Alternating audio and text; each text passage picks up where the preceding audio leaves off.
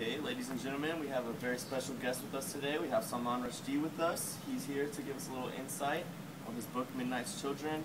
Now, I know it's been a couple of years since you wrote it, but there's a couple of things we just wanted to see what you had to say. So we went ahead and we created some scenes. They're a little bit silly, I guess you could say, but it gets the point across. And we're just going to play those scenes, and hopefully you'll be able to give us some wisdom. Tell us what you think about them. Does that sound good? I'd be happy to. Alrighty. Well, let's go to the first scene.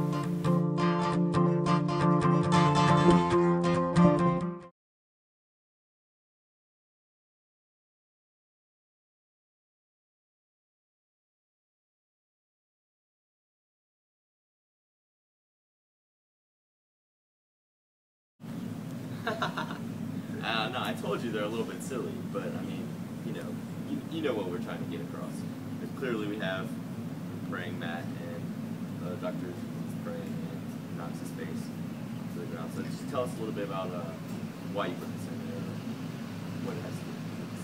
Well, in my opinion, faith clouds logic, and I portrayed Dr. Aziz as being a wise man.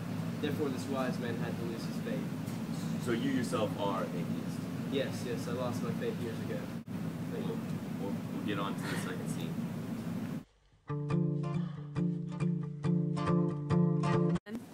Your shirt covers you from neck to wrist to knee. All that we have left are your face and your feet.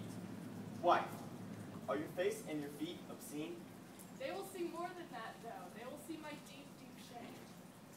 I like that one. That's a good scene, I think. Tell us a little bit of your influence behind that scene. Like, how does it relate to you?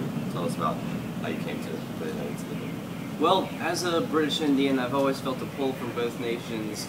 As I grew up, both cultures influenced me, so I included this in the book to show someone the difficulties of trying to balance the cultures of two nations. Okay, that's interesting. Alright, let's play the next clip.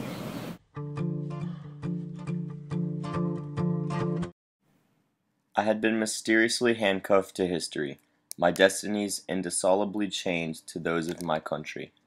For the next 3 decades, there was to be no escape. Soothsayers had prophesied me, newspapers celebrated my arrival, politicos ratified my authenticity. I was left entirely without a say in the matter.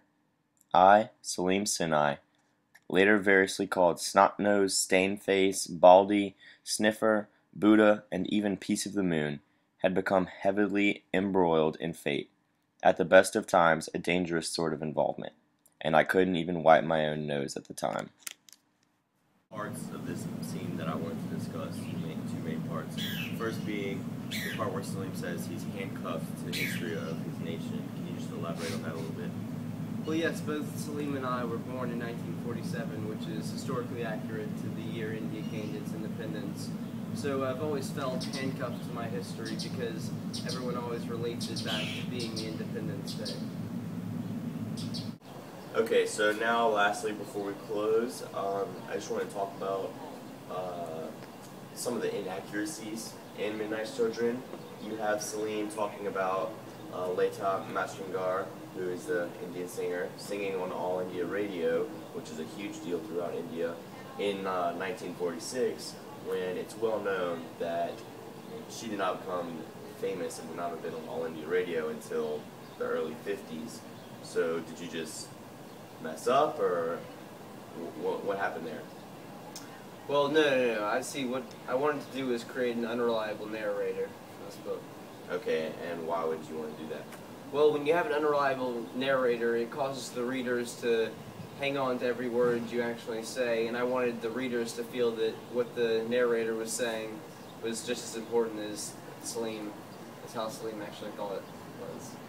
Okay. Alright, well, we're out of time, guys. I want to thank Mr. Rushdie for spending his time with us today, and we appreciate it. Alright, thank you.